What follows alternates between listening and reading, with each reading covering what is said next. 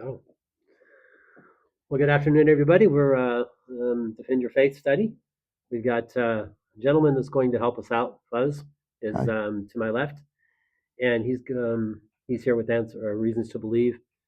And we want you to tell us a bit about your story, about how you came to faith, and Sure. what your background is as far as the PhDs, that Sure. type of thing. Sure. Please let us know about that stuff because Yeah. we're open. Yeah. Interested. Well, I didn't grow up in a Christian home. In fact, Mhm. my father was a Muslim, and maybe we can talk more Sure, about I'd love to. Islam in a little bit. But I grew up in a home where there was really very limited exposure to Christianity. My father was a nuclear physicist. He was also a devout Muslim. Okay. My mom was a non-practicing Catholic, and so we grew up in a home where Islam was the prominent religion. Mhm. But my parents never really forced us to to embrace any kind of religious perspective. They Uh-huh. sort of left it up to us to decide, Okay. what we were going to do. And I did experiment a little bit with Islam as a teenager and just lost interest in it. And as I went to college, I would have called myself an agnostic. Okay. Didn't know if God existed, didn't really care. I, at that point, became very interested in biochemistry and thought, I'm just going to do everything I can to prepare myself to go to grad school and to be a biochemist.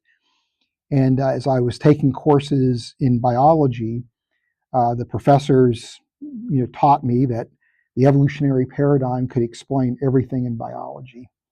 If that's the case, there's no need for a creator, right? God Yeah. becomes superfluous. Mhm. And so I was just very comfortable being an agnostic, not really knowing if God existed again, and it didn't really matter. And as a graduate student, where I began to really study the inner workings of the cell in detail, I just was very quickly impressed with just the elegance and the sophistication, the ingenuity of those systems.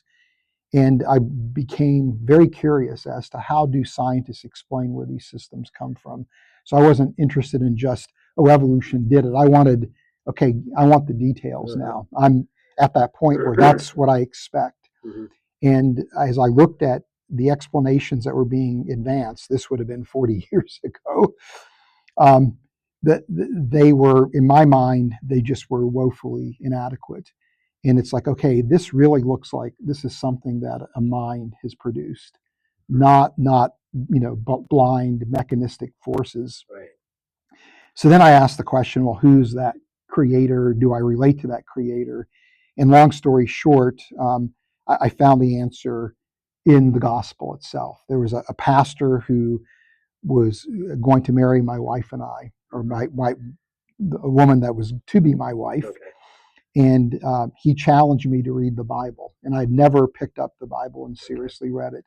And it was really reading through the Gospel of Matthew and the Sermon on the Mount that convinced me of my sin and my need for rescue. Yeah. And one of his friends who was with us when we were chatting gave me a little pamphlet, a little tract on how to become a Christian. And I can remember going through that and just following along and committed my life to Christ. That's awesome. Yeah. But that was 40 years ago, and for the last 40 years, I've continually revisited the idea that life's biochemical systems look designed, and that the origin of life can't explain where those systems come from. And I'm much more secure in the conclusion today, after 40 years of additional scientific work, Mhm. than I was even 40 years ago when I first Yeah. came to that recognition. Awesome. So, Wow, that's great. A question's come to mind, if I might. Yeah. You mentioned a mind which is immaterial. It's Right. not material. right. So that when you're dealing with other scientists, it may be scientific materialist. How does that discovery weigh in on your sort of positioning with the scientific materialists of our day? Yeah. Well, a lot of people that are in the sciences, and this would include both Christians as well as non-Christians, embrace a philosophical system called methodological naturalism. Okay. And that's a large term, but it just simply means that when you engage in science, you function as if God doesn't exist. You only are looking for mechanistic, materialistic explanations. Sometimes I've heard it called benchtop atheism or provisional atheism. So methodological naturalism claims to be ambivalent on the question of God's existence. It's not like philosophical naturalism, which is God doesn't exist. But you are functioning pragmatically as if you were an atheist when you engage in science. And there's a number of Christians that will buy into that framework. Now, that works really well if you're trying to understand how two molecules react to produce a third molecule, right? That's a perfectly acceptable framework. But when you're getting to questions of origins, that's where that philosophical framework really becomes problematic. That when you look at everything surrounding the origin of life, it really does look like you need a creator to go from chemicals to the first cell. And there are origin of life researchers who will use expressions like, it's for this to happen, it would be a miracle, right? Or you're appealing to magical chemistry. These are things that routinely you hear. But because of methodological naturalism, they can't go to the obvious conclusion that maybe there really is a creator. So it's more the philosophy of science constrains the conclusions as opposed to what the actual evidence says. And so most scientists will not even entertain the idea that there's a mind, that there's a creator, a personal creator that's responsible for some feature of the universe, because it would just violate the fundamental tenets of how science is done. Do you think it's as much that, or is there an aspect to it that if God does exist, then I'm responsible? Um, Do you feel? Because I run into that a lot. yeah, Is that I think that's probably true for some scientists. mhm. You would be surprised at how naive many scientists are when it comes to philosophy. Okay? I always say that scientists are highly trained or very well trained, but poorly educated. So, in other words, I did a PhD, and this is not unusual for me. I did a PhD in biochemistry, and I never took a course on the history of science or the history of chemistry or the philosophy of science, Uh-huh. not even an introductory course. It's just, this is the way you do science. Okay. And it's very much like a master and an apprentice, where you learn from the master on how Right. to do things. And so Uh-huh. you're well trained, and you're operating in this with a set of rules that have been passed down to you Right. informally, but you don't really understand why is it that you're doing things this way, or how did people think, in the history of your discipline. Right. And so you have nothing but, and you're even taught to just to devalue anything that was done before you. Right. Right. So It's the tyranny of the immediate, right? It's the guy that's in charge, and that's what he wants you to know.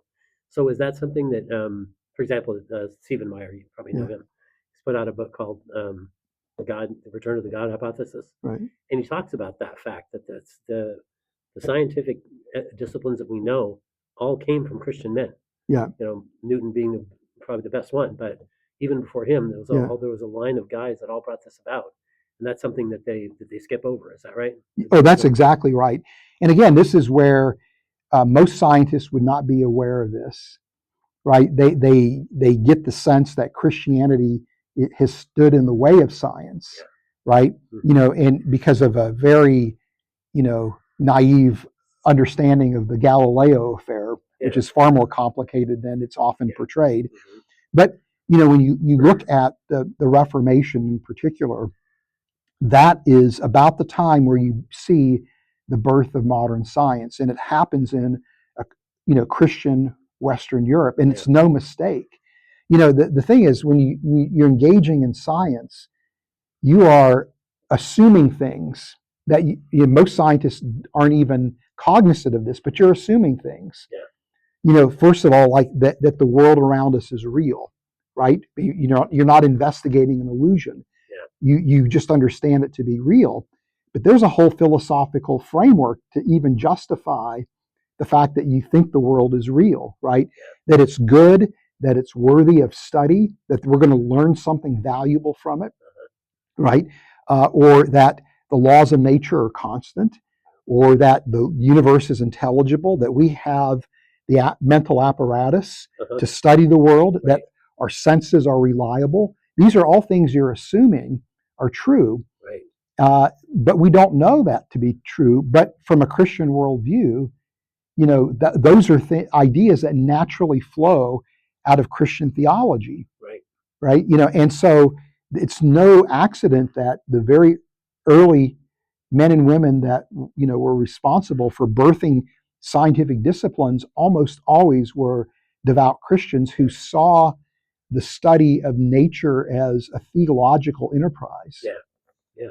And they felt that the fact that it is interpretable, because God made it so it was interpretable, because our minds can actually gather that, and that's always impressed me when I came to the faith and started looking at it. That was something that eventually, as I read every apologetic book I get my hands on, that came to the fact that somebody introduced me to the fact that, well, if it actually is intelligible, then why would you think the ideas of random accidents causing it would make it intelligible? Yes. Why would that be? Right. If you actually believe in evolution, how can you possibly think right. that you can predict anything to be able to be like science wants to do, repeatable? Yeah. Well, I mean, this is something that is sometimes called Darwin's doubt. Right. And there's a letter I think Darwin wrote to maybe Joseph Hooker. I could be the details could be in error here. So, but he it wasn't in his writings, but it was in his his correspondences where he was really troubled by the idea that the human mind was produced by evolution. Because if it was produced by evolution, why would any conclusion from that mind be trustworthy? Right. And so, it's a profound problem. That the idea that the universe is intelligible and that we are trustworthy in terms of what we understand about the world and interpret from it. Right. Yeah. Right. Jump in, guys. I'm just going to keep talking. Of course, we know that you've done a lot of work with the historical Adam. Right. And there is a science aspect to all that. Maybe just as an intro, you can just kind of give us an overview of your work with regard to Adam. Yeah. Well, this whole idea, of the historical Adam, to me is really important. And in fact, it's no accident that today that's probably ground zero for the science faith conversation, at least among evangelicals, is, how do we understand, the Adam and Eve accounts, or the human origins accounts, and the idea of an Adam and an Eve. And there's no accident why this is ground zero, because I think a historical Adam and Eve is central to the Christian faith. Right? That it's not just a historical Adam and Eve, but that they were, as Jack Collins said, at the headwaters of humanity. That I like to think of it as sole progenitors, that they were the first human beings, and that every human being that has ever lived are descendants of Adam and Eve. That's the only way that you can make sense of how is it that every human being bears God's image, and is sacred, has infinite value. It's foundational to the gospel, right? We can enter into a relationship with God mediated by Christ because we bear God's image. I mean, it makes sense of the incarnation, right? Jesus could take on the form of a human being because humans bear God's image. But then, even things like, original sin, right? How is it that every human being, has a sin nature, right? So this idea of a historical Adam and Eve is really, really critical. It's vital, isn't it? Yeah, and the problem is, well, you've got a very different narrative coming from science, which is human beings are the product of an evolutionary history, and everything about us was ultimately produced by evolutionary processes. right? And that human beings are just a happenstance of an evolutionary process. We are no more valuable than any other organism that has ever lived. That is a very, that not only does it challenge the Christian perspective, but it's an insidious message too. It's an absolutely insidious message, because you're telling kids in particular that are trying to figure out where they are, what meaning they have life. You're a complete accident. Yeah. Yeah. You have no background. There's nobody that cares a thing about you. Maybe your parents, maybe not. Right. But that's when I first came into doing the ministry. That's the first thing I thought about, was be able to contact kids and let them know that there was a meaning behind what their existence. Yeah. And it isn't. Yeah. You weren't an accident. Yeah. Yeah. So Yeah. based on that fact, let me just go to a question that we asked Dr. Ross as well. As a scientist, as someone who's well advanced in the discipline, tell us why it is that you believe Jesus Christ was resurrected from the dead, and how can we keep that's a central figure to our Christian faith. Yeah. Yeah. And tell us how you have gathered that notion that he was. Yeah. Yeah. Well, from a purely intellectual academic sense, I'm utterly convinced, as I mentioned already, that there's a creator, right? That when you look at the origin and the design of the universe, and the origin and the design of life, and really the history of the life, even when you look at the very nature of human beings, it really screams that there is a creator, and that creator is a personal creator, a transcendent personal creator. And, when you look at the historical evidence, it's very clear that Jesus lived, that he, performed miracles. This is something that is recorded in Josephus. Well documented, yeah. Yeah, that he, was crucified, and you can make a really powerful circumstantial argument that he must have been raised from the dead. Yeah. So, from an intellectual standpoint, I think it's completely reasonable to think that the core tenets of Christianity are true. But I've also experienced Jesus as well. Tell us about that. Well, the first experience I had of Jesus was deeply tied to my conversion, because I was mentioning I was reading the Sermon on the Mount. Well, I was as a graduate student at the time, and I bought a Bible, this based on this pastor's challenge to read the Bible, and I didn't want anybody that I worked with in the lab to know what I was doing.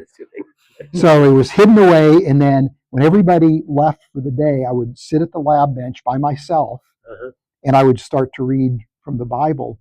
And I can remember reading the Sermon on the Mount, and it was as if there was a person in the lab with me that was, and I can even tell you where it was in the lab. I mean, it was that impactful. And that person was as real as the three of you sitting here. And I was just, at that moment, I was convinced that this is true, that Jesus is who Christians claim him to be. And I never had that experience before that. I've never had it afterwards. Right. So it was, that incredible experience. And I would, if every fact that I knew went against Christianity being true, I would still not be able to reject it, because that experience was so real. Right. And then I continue to experience Christ day after day after day, as part of my faith. Yeah. And that's interesting, because that you're maybe the Muslim background, because there's a lot of that type of thing happening around Islam, because Jesus is visiting people. At least that's what we hear. Yeah. And is that kind of? Well, I've never thought about it in those terms. Okay. I just I just have never thought about it in those terms. But it was something that really brought about. Yeah. The determination that he's real. Well, I'm a little bit embarrassed to admit this, but for a number of years I wouldn't tell anybody about this, because I'm supposed to be the scientist, and I'm in Christian apologetics, and everything's got to be reason and for the faith, right? That it's all based on evidence and rationality, and And I didn't want to tell people that part of my conversion was actually a religious experience, right? And so I shared it a number of years ago when I was speaking in London. And afterwards, a neuroscientist came up to me, and he said, I had that same kind of experience. He goes, what do you make of it? Right? And it's like, well, God has revealed himself to us. That's, in a very personal way. Yeah. And he goes, I can't explain it any other way than it was a real event. But it led to his conversion as well.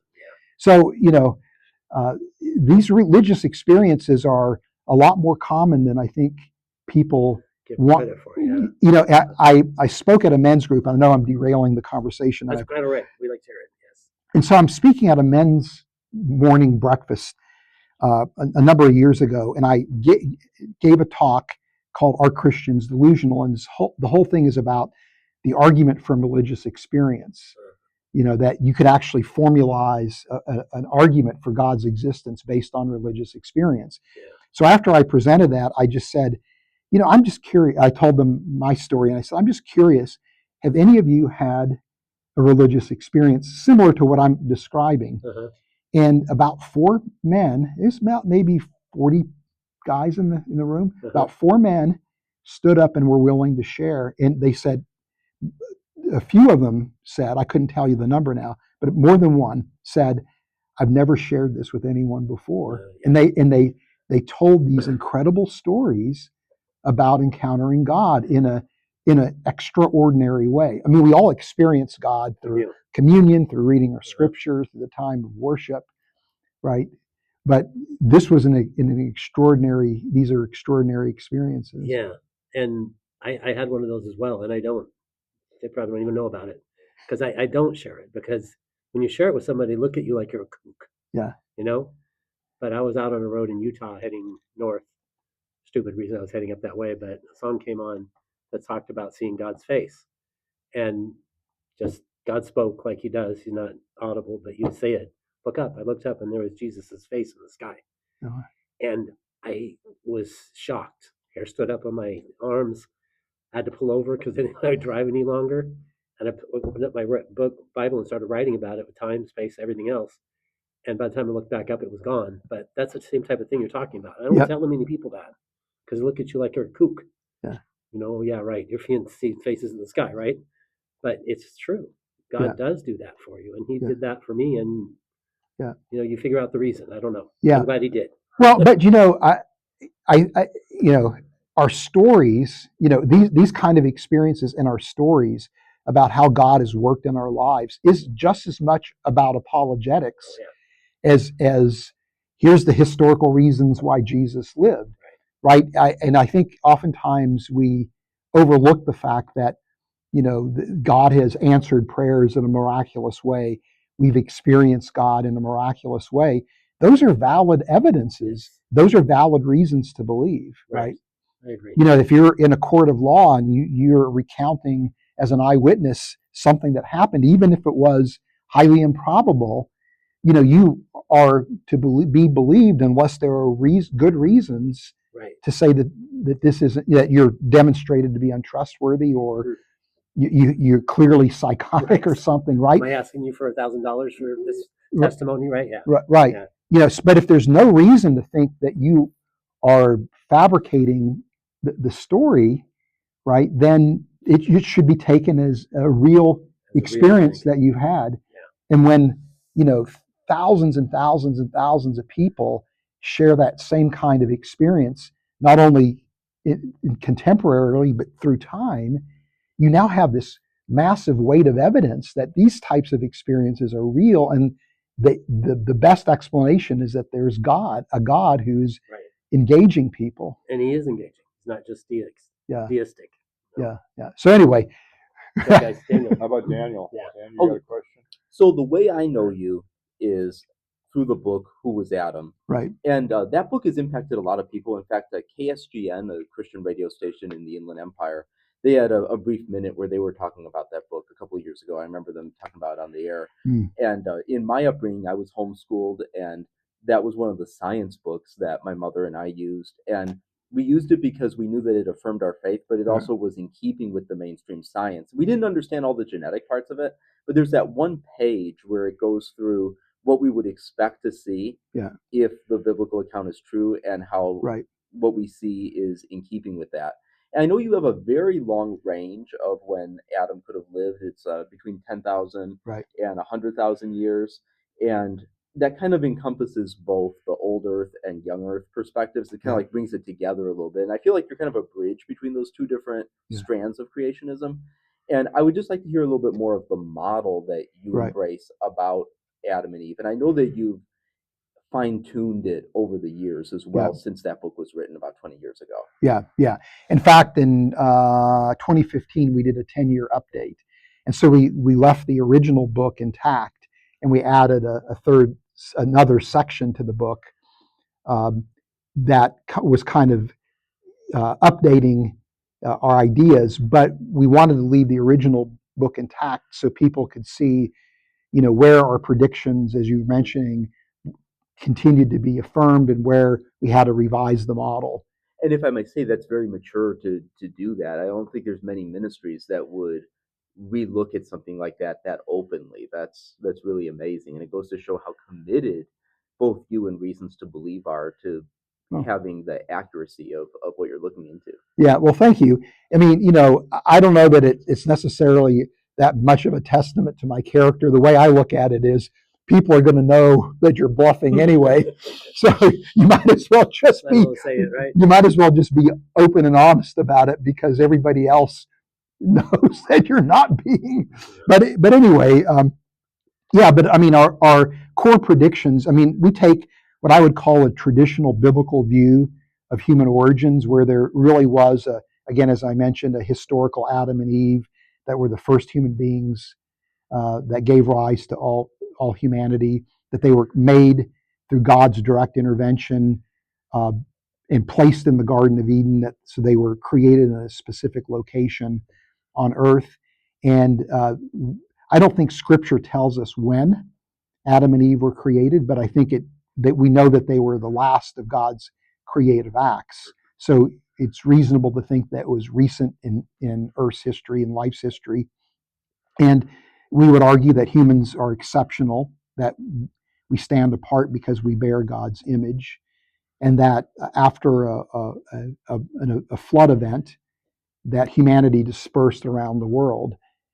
And so these are ideas that are testable, right? That you can look to see, okay, does the science support that humanity was created recently from a small population in a location that would be compatible with the biblical text? How did humanity spread around the world? So these are all things that are testable.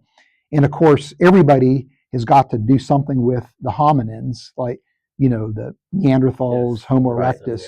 And so our perspective is, well, these were creatures that God made that existed, that then went extinct. They had some intellectual capacity, emotional capacity, but they lacked the image of God. And therefore, we would expect there to be a clear distinction between the hominins and modern humans. So those would be some of the predictions that we would make. And there's other predictions that are part of the model. But the whole idea is, can you take the biblical text, and after you have done the best job you can interpreting what the text says, and it's not, when it comes to human origins, there's a number of passages throughout Scripture that you really need to pay attention to, not just the first 11 chapters of Genesis. Can you then take that and recast it in the form of a scientific model that would make predictions that you could then evaluate, right? And it's risky because you can be wrong, right? But just because your model is wrong doesn't mean that the human origins accounts are invalid. It just means your model is wrong, right? But So when you speak about the image of God, maybe you could elaborate a little on that in terms of what your research and findings are about what that is. Yeah. So people that are listening, this may be a little vague. Yeah. I've heard people say it's the character of God, and that's no doubt part of it. But how do you see that we're image bearers as the human race? Yeah, that's an incredibly profound question that you ask 10 people, you get 10 different answers. Scripture tells us that humans are made in God's image, but it doesn't explain what that means, right? And the three prominent views that I've seen are, one is called the resemblance view, or sometimes I hear it called the substantive view. And that view is that the image of God refers to qualities that we have as human beings that make us unique. So there are actual attributes that we possess. That view is, as I understand it, has been historically how people have understood the image of God. Now, let me stop you there. When you say attributes, you're speaking physical, yes, character-wise? No, not physical, but more cognitive attributes. So for example, that's a great question. Thank you for asking that. I should clarify. So it would mean things like our technical inventiveness, our creativity, the fact that we are capable of rational thought, we understand cause and effect. It means that we have an inherent understanding of right and wrong, morality, a sense of justice, that we recognize a transcendent reality. We desire to connect to the transcendent so that we're religious, if you will. Those types of things, that we seek after relationships, so that's what I mean, is that it's those types of qualities. What I think, from a scientific perspective, I would argue that the substantive view ultimately boils down to our capacity for symbolism. That is, that we are able to represent the world with symbols and combine them and recombine them, which is the basis of language and music and art. And so when you have that symbolic capability, all these other attributes that we're talking about flow out of it, right? The other view is called the representative view. And today, most evangelicals would hold that view, which says that the image of God refers to responsibilities that God gave us as image bearers, right? To multiply and fill the earth, to subdue the earth, to rule over the earth, to be stewards of the planet. And this actually comes from Genesis 1 and Genesis 2. You see that as a very clear set of responsibilities. And then the third view is a relational view, that the image of God means that we're able to enter into a relationship with God. The view that I hold would lean towards the substantive view, but I would argue that that substantive view doesn't exclude these other two views. So I would probably say it's a composite view, that all three of them are correct. Yeah. Right? And I would argue that in order to be unique as representatives of God on earth and to carry out these responsibilities that we have as image bearers, means that we have to have attributes that no other creature has. Or to enter into a relationship with God in a unique way means we've got to have attributes that set us apart. So even when you embrace the representative view or the relational view, which have strong and good reasons for people to embrace those views, you still can't get away from some aspect of the substantive view. So I would probably, again, lean in that direction. Very cool. And Dr. Rana, getting to some of the topics about Adam and Eve that you hear about in the popular culture, not just in Right. scientific circles, but in lay circles, two of the areas where I would say that you often hear that people think that there's a conflict between science and scripture would be where the Garden of Eden was, because the Bible seems to speak of it being in the Middle East, and science tells us that humanity originated in East Africa. And the other is, where did Cain get his wife? And that was even part of the Scopes trial 101 years ago. And you answer both of those in Who Was Adam, and you provide a good bridge between what the science seems to be telling us and what the scripture says. And if you'd like to just briefly go over both of those. Well, this is something that is quite remarkable. When this was actually initially being advanced, which would have been the late 80s, early 90s, it was a radical idea. Today, it's so familiar that we don't appreciate how radical it was. But prior to the late 80s, everybody thought that it was called multi-regionalism, that humanity originated about 2 million years ago, and that that in Europe you had Neanderthals evolving into Europeans. In Asia, it was a type of Homo erectus evolving into the Asian people groups. You had separate origins for Aboriginal peoples, and then in Africa had an origin as well. And that there was interbreeding that took place that maintained consistency as a single species, but it was a separate evolutionary origin.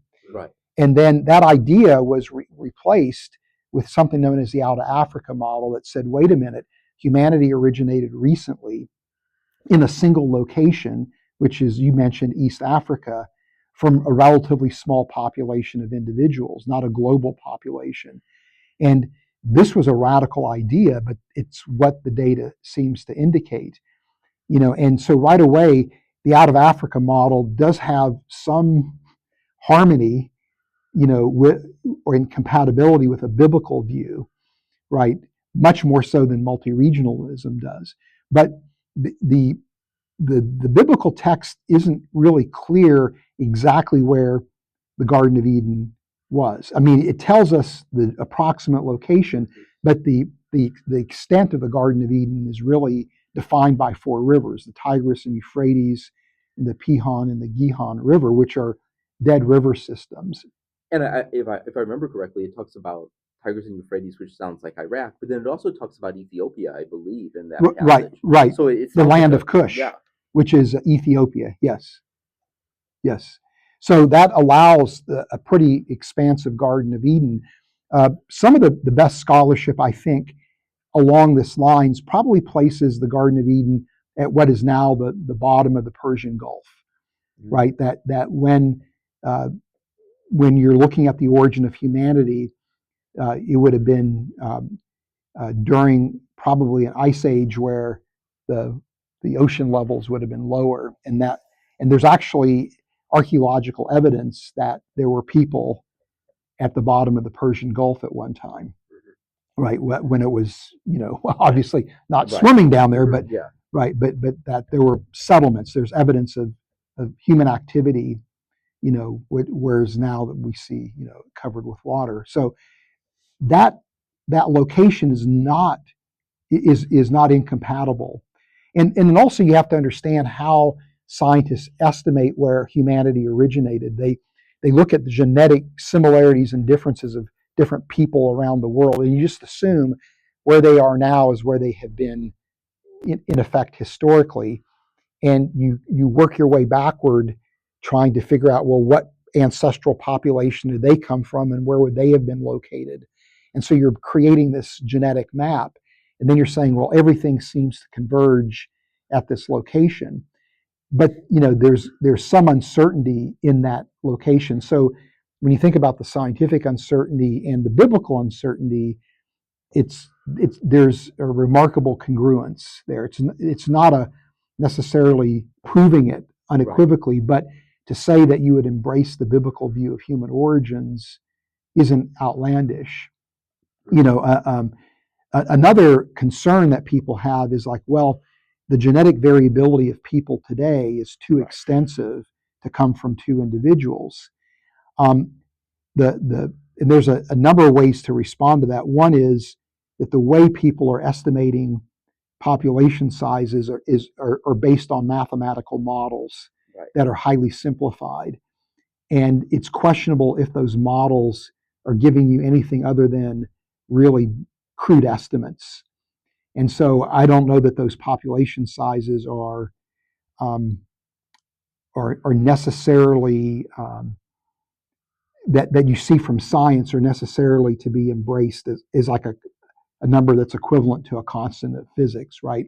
It's an estimate. It's a crude estimate, right? And so there's nothing in the science that rules it out. And then of course you have this really provocative concept of a mitochondrial leave and a Y chromosomal atom. That using mitochondrial DNA as a marker, you literally can trace the origin of every person back to a single sequence. Right. That some people argue very well could have been a single female, and likewise with the Y chromosome, you can do the same thing, and it goes back to a single male. Now, there's a debate as to, are these the biblical Adam and Eve? but that's really provocative that you can go Get to back, that spot. and you're in a location that would have been very close to where we think the Garden of Eden would have been. So, anyway. And then Cain, where did Cain get his wife? Oh, yeah. Well, I mean, there, the answer is, a biblical answer. It's Genesis 5:4, and it's a parenthetical statement that says Adam and Eve had many sons and daughters. Right. And so we hear about Cain and Abel and Seth, but the text is telling us that there were many children that Adam and Eve had. And so you would just assume that there was a human population that resulted. Eve may have spent a lot of her time pregnant. Yeah. And very briefly before I hand it over to the other ones, I just wanted to mention that end of the multi-regional hypothesis of where humanity came from, and understanding that there's an actual origin spot, that basically demolishes any form of racism, as far as like any idea that there's different races of humanity. And I know that in the biological literature now, more and more, they don't want to talk about races, plural. They want to talk about the human race. Yeah. And you might hear things like regional differences, but not racial differences. And it's actually quite interesting, because when you look at the migrations that humanity took around the world, there's really no anatomical difference. Right. And when you're looking at modern humans that are 30, 40,000 years in age. It's only more recently that you start seeing regional differences emerge, which makes sense in terms of the fact that you're now getting isolated populations. And the mechanisms for introducing those regional differences are basically microevolutionary mechanisms that make perfect sense. Are you familiar with a gentleman named Nathaniel Jameson? Mm-hmm. Jameson. Okay. Jameson. Yeah. Jameson. Somewhere along that line. Yeah. He's done some work in that area as well, with comparing the DNA from different tribes around the earth, and his idea is that the population seems like, and from even 30 years ago till now, it seems to me like that time frame is shrinking. Where they used to be talking, like you said, 2 million years ago, there was humans around, and now they're thinking, like you said, from 10 to 100,000. But it's coming back towards where the biblical text is talking about. And the other thing that I've spoken about quite a bit when I talk to atheists about it, that they're skeptical about Adam and Eve.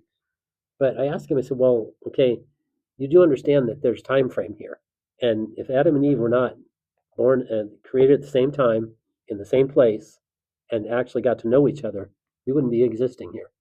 So I find that to be another model that shows that God made something so that it was going to be there at the right time in the right environment. Everything's there. Yeah. Can you share a little bit about that? Yeah. Well, probably not real well, but I can. Because, well, I mean, there's one chapter in Who Was Adam that Hugh Ross wrote about just the time frame for when humanity appears. Mm-hmm. That it's this just right moment, where just all the astronomical phenomena that you would need to have a stable climate, and stable conditions are, coincide simultaneously, and this is something that Hugh points out that I think is really provocative, and that is that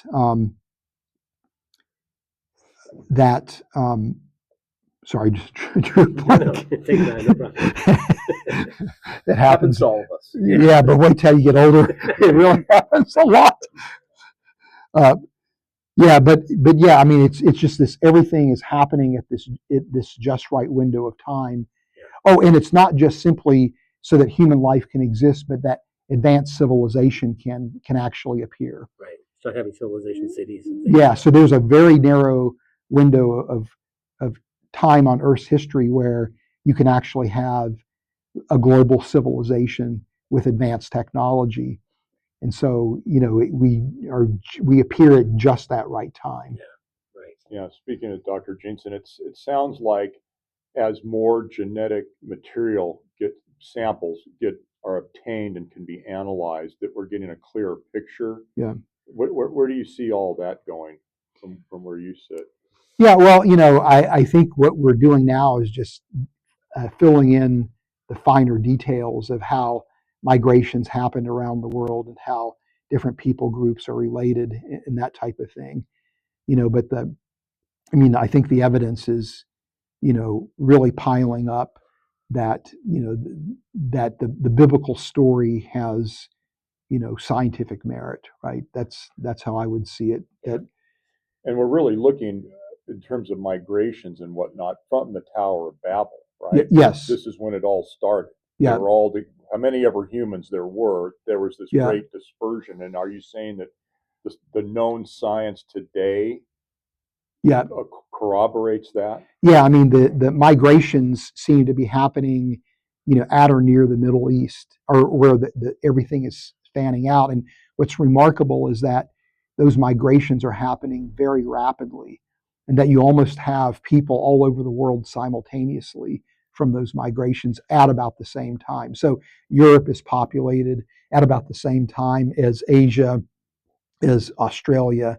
America is much later, but it's almost as if all at once everybody was moving rapidly in these, as the dispersals were taking place. And that would be consistent with Yes. people groups that can't talk to each other, right? Because they have different languages. Yes. Yeah.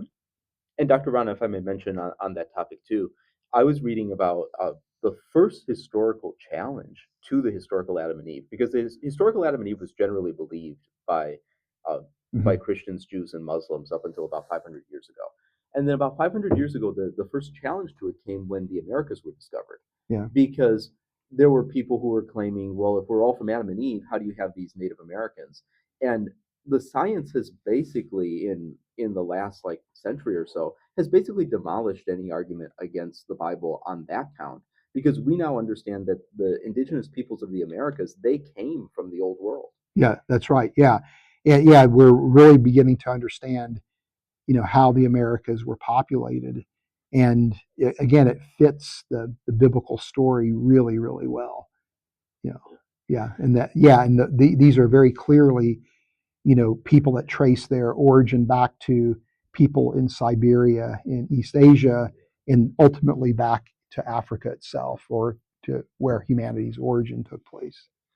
Would this be a good time to drill down a little bit more into the Muslim Christian thing? You mentioned you wanted to talk a little bit more about that. Yeah. I think that might be very interesting. Yeah, we could do that if you wanted to. Sure. Yeah, just kind of how that whole proceeded. The sounded like there was at least a little bit of I don't want to say argument, disagreement, as far as in the household. Oh yeah. Well, as I mentioned, I, as a teenager, I became interested in Islam, and so part of it, I'm sure, was trying to connect with my father, right, and just trying to understand a little bit about my family's heritage.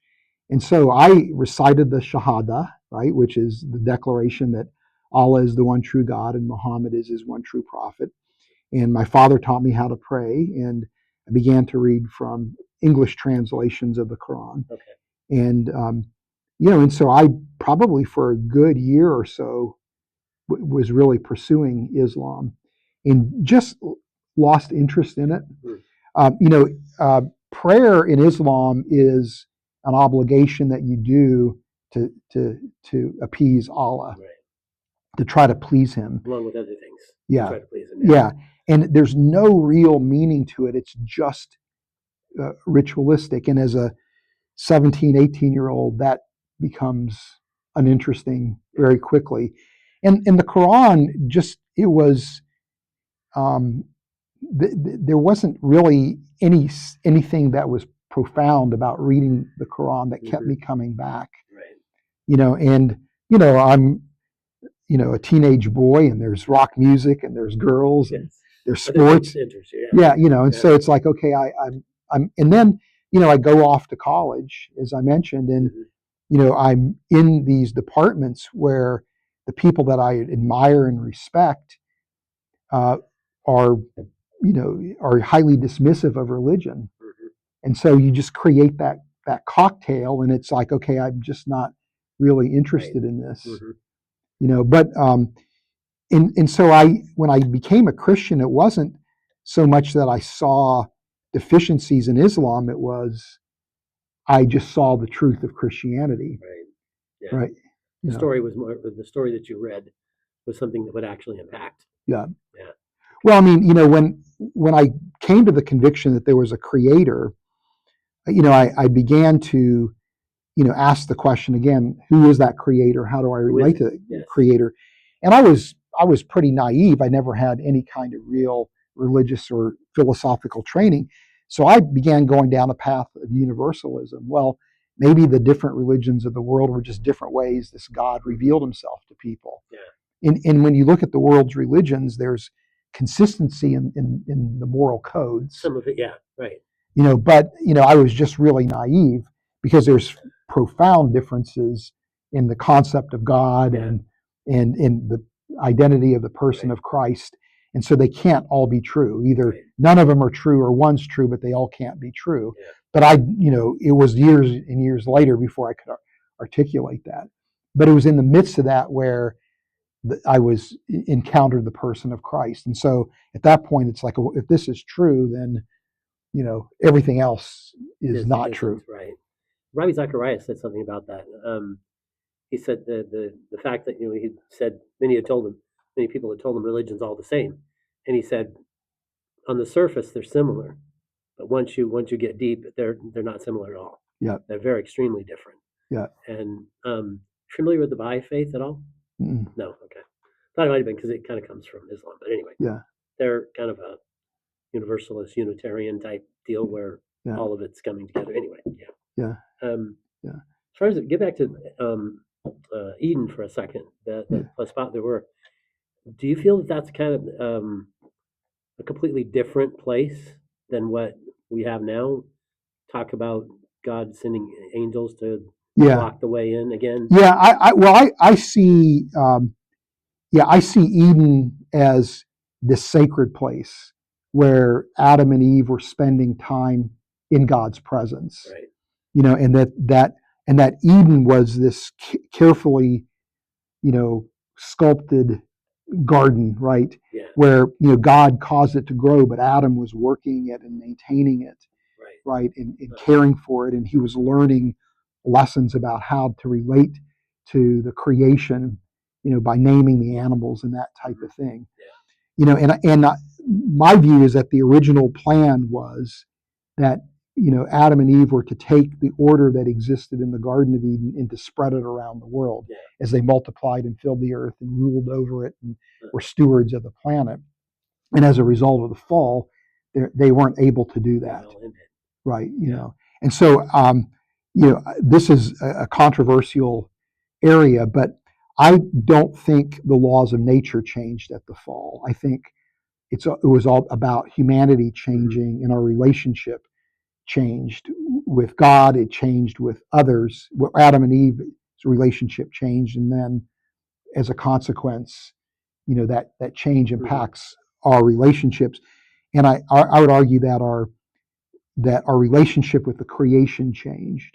So now, instead of being stewards of the planet, we were going to do damage to the planet. So when the text says, "Cursed is the earth because of you," I see that as that it's a passive statement that creation didn't change, but now you're going to do, instead of being a steward and blessing the earth, you're going to damage the earth. The earth is going to be cursed because of because you have changed. So that's how I see the impact of the fall. And it's interesting because when you look at the curse, every item that is part of the curse corresponds to a command that God gave to Adam and Eve and their descendants. So you're to multiply and fill the earth. Now there's increased pain in childbirth, right? That you're to rule over the earth, and now it's going to be by the sweat of your brow that you eat from the earth, right? The earth is going to fight back. Yeah, you're not going to get it easy anymore. Right, yeah, and that you are to be stewards of the planet, now curses the earth because of you. Okay. So that's how I see the fall. What's your feeling on entropy in that environment with Eden? I actually, as a biochemist, see entropy as a really important force for for making life possible. Uh-huh. So I would say entropy was instituted at the very point of creation, because you can't have metabolism if you don't have entropy. That's what drives all the chemical reactions that you need for life. And this may sound weird, but for a biochemist, entropy is actually an organizing force. It's not a force that creates disorder. And it's because of a really weird phenomena called the hydrophobic effect. But bottom line is that proteins fold, DNA adopts a double helix, and cell membranes assemble because of entropy. It's all driven by entropy. So I see entropy as actually necessary for life and as an organizing force because of this hydrophobic effect phenomena. Okay, I hadn't heard that before. Yeah. So I see that as part of the elegant design of the creation itself. Okay. Yeah. Well, as someone, obviously you're a scientist, you have a science background. So for somebody listening that wants to, do good science, so to speak, where do you see the natural realm versus the supernatural realm? Yeah. Where does that, in your mind, kind of, split apart? Yeah. Well, that's a great question, and I would go back to this idea that that God is a creator who supernaturally spoke the universe into existence. And I think, and when you look, and so when it comes to the origin of the universe, that to me is a supernatural event. You're not going to explain the origin of the universe in any other way other than it's a supernatural event. But when you look at the Genesis 1 creation account, there are a number of different Hebrew verbs that are used to describe God's creative activity. Bara means to originate something new that has never existed before, and that it seems to involve God's direct personal activity. So the universe is a bara creation. The animals are bara creations, and humanity is a bara creation. But there's also words like a saw and dashah and bana, which are, a saw, yatsar, and bana, which means that God is intervening in a direct personal way, but he's using existing material to make something new. So Adam and Eve are a saw and bara creations. And so and the way I look at it, when you look at Genesis 2, is, well, Adam is made from the dust of the earth. That's an saw creation. And then God breathes the breath of life into him. That's the bara, right? Where he's now imparting the image of God to him. And it's interesting, in Genesis 2:19, the animals are made from the dust of the earth, but they don't receive the divine breath, right? So that's distinct. So it means that we're made out of the same stuff as the animals, but we're not. There's something special about us that I think really reflects God's supernatural work. And God can work supernaturally through what he has made. That's what I think Asa, Yatsar, and Bana mean. But then there's also words like Haya, Dashah, which means God seems to be involved, but it's through a process. So there are different ways that you can see God working miraculously. And so I actually don't see a supernatural natural distinction in that sense. Everything is supernatural. It's just, is God creating by intervening, or is in a personal way, or is he creating through a process? And so you've got the range of options available to you as a Christian, and so there are, I think, God has put in place laws of nature, and he's put in place processes that reflect his providential care. And so he's clearly superintending these processes. He's sustaining them, as Colossians says. Right. But how he's doing that is mysterious to us, of course. And trying to figure out, right? Right. But like when I look at the origin of life, I don't see that as a bara creation. I see it as an Asa. I mean, the Bible doesn't describe chemical evolution or the emergence of the first cell. I don't think chemical evolution is a valid idea. But you could easily see God working within the laws of nature and the materials that he's made available to produce the very first cell in a direct personal way, right? So it's very much a miracle in that sense. But it could be a combination of God just speaking it into existence or working through some kind of process or some combination of both. So you've got that range of possibility, but I still see it as is very much miraculous, right? So I think it's tempting, but I think there's a danger to see the processes of nature as not being as miraculous and involving God as God just zapping things into existence.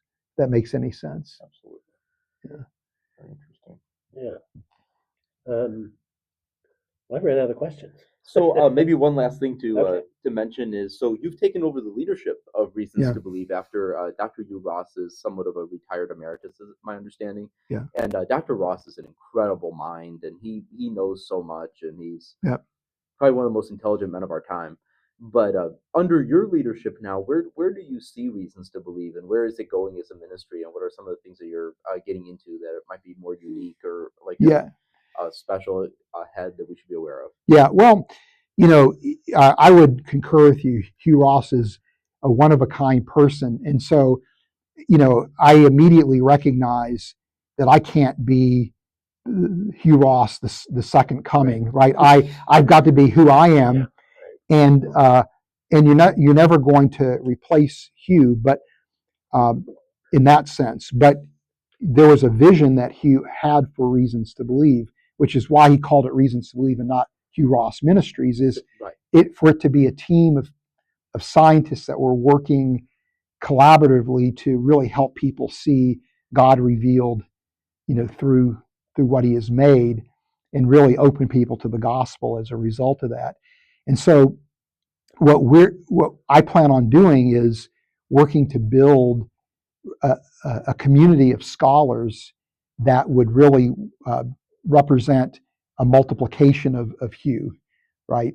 None of the people are going to ever be again Hugh, but there are some remarkable people, and so our goal is to build a community of volunteer scholars that will work with us, and then also that we can equip and empower to do their own ministry efforts. And we are currently at 350 people in the scholar community. We were about 70 when I started, when I took over. Huge growth. Yeah, and these are men and women that display consummate Christian character and are just unbelievably impressive in terms of their academic and professional accomplishments from a wide range of disciplines: the sciences, engineering, medicine, biblical studies, philosophy, political science.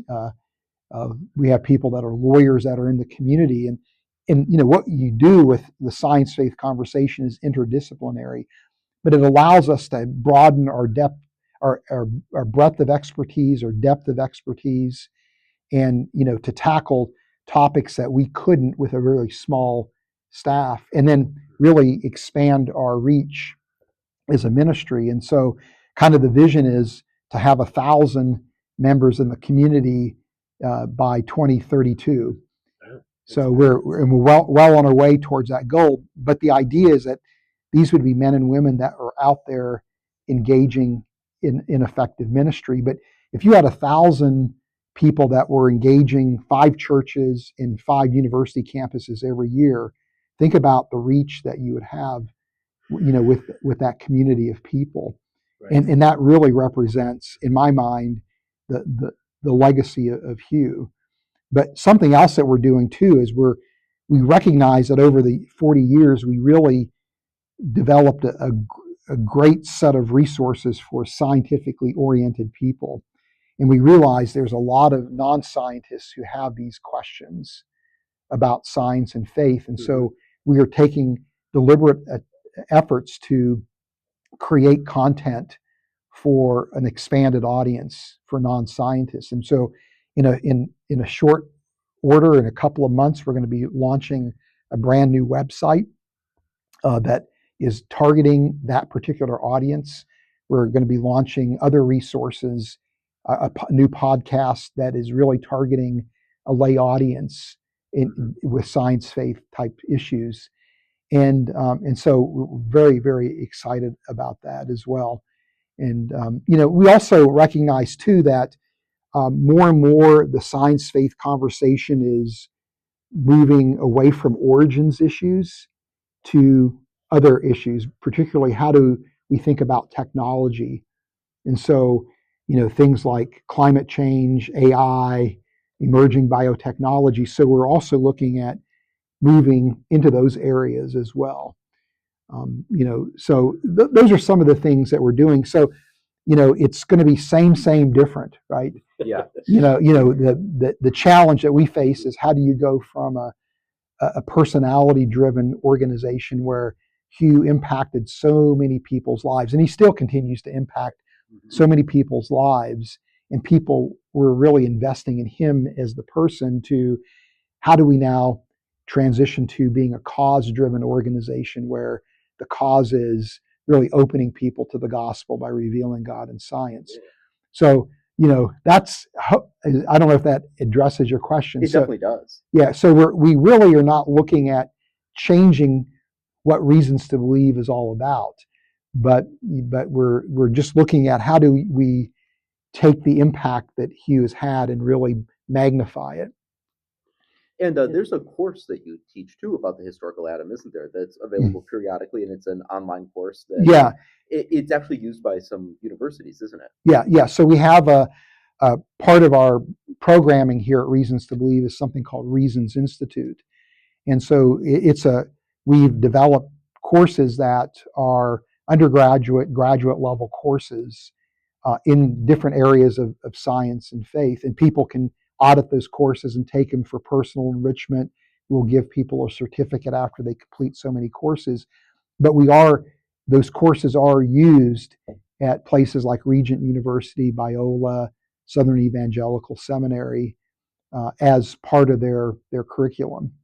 So people, if they're interested, there's a course on human origins, and then I've developed a kind of a companion course on contemporary controversies in human origins, looking at different models that people have presented as evangelicals to try to make sense of, the biblical text and the science. You mentioned origins a couple times. Brought up a question that I meant to ask. Do you feel that the origins part of science and the ideas, how origins got started, do you feel that the evolution side is starting to retreat from that? They're starting to believe that they don't have a really good answer for that part of it? Well, I mean, it's very clear, that astronomers recognize there's an origin to the universe, and the attempts are, how can we explain that origin through some kind of some kind of mechanism, or is there really an origin? But you're now dealing with the first instances of the universe to try to make that work. The origin of life, almost everybody acknowledges that we don't know how life originates. And it's almost a philosophical commitment to chemical evolution that you see. You see that, yeah. I do see it. It's almost a faith position, but the evidence is really pointing. And the more we're learning about the cell, the more complex and elegant it appears to be. But something is very interesting is happening in evolutionary theory. There is a shift that's taking place where people are no longer seeing evolution as this unguided, undirected process that just happens to stumble upon, evolutionary outcomes. They actually are seeing it as deeply directional, where you're now seeing more and more younger scientists working in that area saying it almost looks like things have been rigged from the start to evolve to go to these particular endpoints. But they're still assuming that part of it. Yes, yeah. So they are still seeing evolution as being a process that has generated life's diversity, but they are beginning to see it as a purpose-driven teleological process, not as this anti-teleological haphazard. How do they fit in the fact that it's directed and not have a director? I'm just Well, does it seem odd?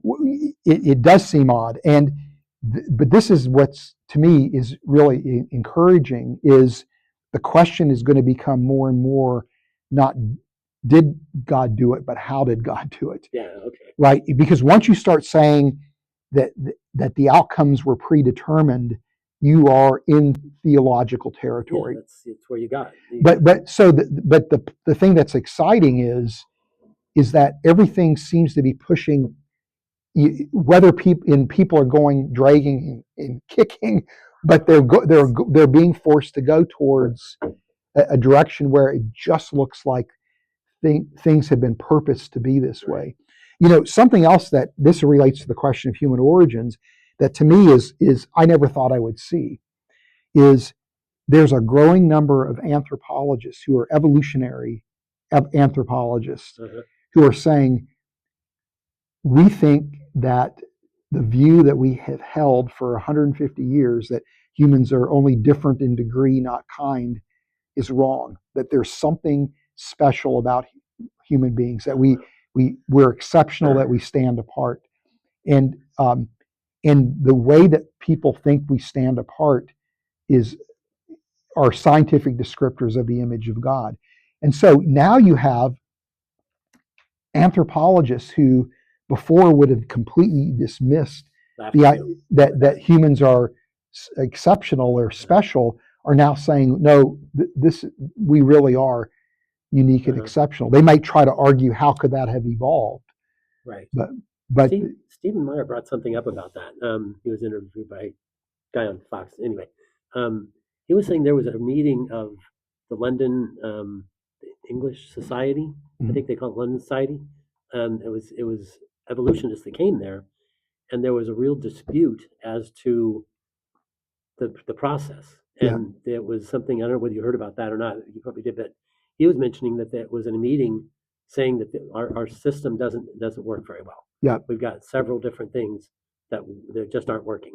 Yeah. And they're maybe thinking about this idea that it needs to be refit. Yeah. Is that something you've? Yes, that's exactly right. And evolutionary theory does a great job of explaining variation within a species and speciation. Like bird beaks get bigger and smaller. Yeah, but that's where it begins and ends. And once you start trying to explain, well, where do major groups come from? How do you explain novelty, right? How do you explain the origin of body plans? Things like that. That's where it breaks down, and this is why you're starting to see other scientists coming along saying there's something really weird going on here that looks like this is, again, not happenstance. So these two things are kind of happening side by side, where more and more scientists are really saying, what we have available to us doesn't work. Right. And what we are exploring as alternatives is really uncomfortable because it's pushing us in this direction. Go, right? Yeah, where we don't want to go. But to the credit of at least some scientists, they are saying this is what the nature of the process looks like, whether we like it or not. They're starting to be honest. Yeah. That was just had something in mind that I was going to say, but me and Daniel and probably Jay's going to see it soon too. There's a movie out right now called The Story of Everything. Yeah, I haven't seen it, but I'm aware. Yeah, I'm aware. aware. We saw it yesterday. The first time we could get into a theater to see it. I had to go, and I was going to bring my wife, but she said, "You go. That stuff's boring to me." So Daniel came with me. But anyway, didn't know whether you had seen that or not. But I haven't yet. It was excellent. It had all the folks on there that I just treasure their opinion. Stephen Meyer's one of them. John Lennox, gentleman, Doug Axe. Yeah. He wrote the book. What is it? Undeniable. Yeah, Undeniable. Yeah. All those guys were in it. It was excellent, and it had the features. It was kind of detailed, and I love that stuff. But anyway, didn't know whether he'd seen that or not. But I love things like that coming out because it does explain exactly what we were just trying to get across. And need something like that in the theater so people could come out and see it. Yeah, that's right. Could I raise one other question since you went on to the topic of evolution? It's something that just bugged me, and that is if we buy into the model of natural selection and mutations, even if we assume the impossible that a living cell could be created from inert material, let's just assume that. Given that model, how can a one cell move from asexual reproduction to sexual reproduction, wouldn't that cell just mutate for pH, temperature, Yeah. water, this kind of thing? I don't understand scientifically how you can possibly bridge that gap using their model. Yeah. Well, that's an excellent point. And how does sexual reproduction emerge is one of those questions that current evolutionary theory can't answer. So like the origin of life, the origin of what are called eukaryotic cells, complex cells.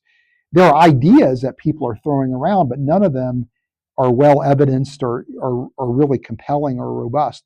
How do you explain the origin of body plans? How do you explain the origin of sexual reproduction? How do you account for the origin of consciousness, right? How do you explain why human beings stand apart from other creatures? Trying to explain the origin of language or the origin of art or artistic sensibilities in an evolutionary framework just doesn't work. And so, this is part of the reason why, I can't buy into evolutionary theory, is that you're just left with these explanations or with these phenomena that have no explanation. So for somebody who's a believer that maybe not really super science oriented, what would be your encouragement to them in terms of being an apologist, a Christian apologist, knowing that where we are now with the scientific inquiry? Yeah, I think when it comes to apologetics, it's just a massive enterprise, and it feels like to be good at it, you just have to spend your whole life studying in different areas. And what I would say is, that people that are at the cutting edge of, apologetics, some of the people that you've mentioned, they have spent their lives doing this kind of work, and they usually have focused on a very narrow area too. And so you just don't roll out of bed and suddenly read a book and you're an expert apologist. What I would recommend is just find one area that you think is interesting, that you feel like you can master, and just focus on that area and just start developing, a good argument in that area, right? Or a good response to questions that people have in that area. And if that's where you sit, that's where you sit. And God will bring people to you that you'll find with those questions. And a lot of times what happens is you're going to then start branching out over here and over there. I think probably if I had to recommend one area that I would encourage people to pursue, it would probably be being able to make an argument that the resurrection took place. Yeah, that's probably where I would recommend people starting, because if that's all you became good at is making a case for the resurrection, you're going to be a really effective apologist, right? And I would just say, go where your interest and your passion is, and don't feel compelled to become this expert. And the best way to become a good apologist is to start engaging people that are non-believers or people that have questions. Sometimes there are people that are in your congregations that you're going to church with that have questions. And when you find that out, you may not know the answer, but that's when you can use that as a motivation to learn an answer to that question. Because there's usually a handful of questions that people are asking too. So I would say become familiar with the evidence for the resurrection, and if you can address, questions about the problem of evil, or or why are there so many different religions, some of the questions that you hear over and over again, you're going to be really effective at helping people. And Dr. Rana, with the resurrection, what's interesting with that too is in some ways that's a good place to start, because it's almost like a narrower entry point, because it, instead of the whole debate of is there a God, it makes it where it's about, is Jesus who he claimed to be? Because if Jesus is who he claimed to be, then you don't have to worry about all that other stuff. It's like you've already narrowed it down to the essential. Yeah, that is an extremely good point. Yep. All right. Good, great. So reasons.org, that's the website of Reasons Yes. to Believe, and that's where all the information Right. about And then we also have a videos. YouTube channel called Reasons to Believe.